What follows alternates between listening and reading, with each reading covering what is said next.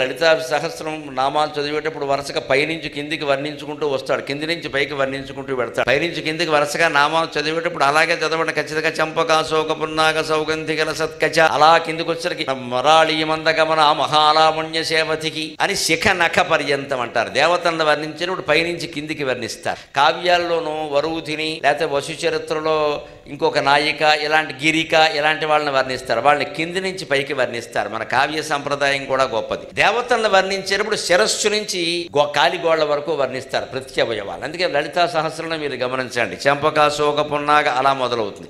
అక్కడి నుంచి క్రమ నెమ్మదిగా పాలభాగం, నాసిక, తర్వాత ఏమో పెదవులు, అలా కిందికి ఇలా చూపుకం, ఇలా కిందికంటా వచ్చి హారాలు, వక్షస్థలం, నడుము, ఊరువులు, జంఘలు, జానువులు, జంఘలు, పాదాలు ఇలా వస్తాయి. చివరికి మరాళీ మందగమన మహాలావణ్య సేవతికి, ఆడు హంసలాగా అందంగా నడుస్తున్నావమ్మా, నీకు నమస్కారం.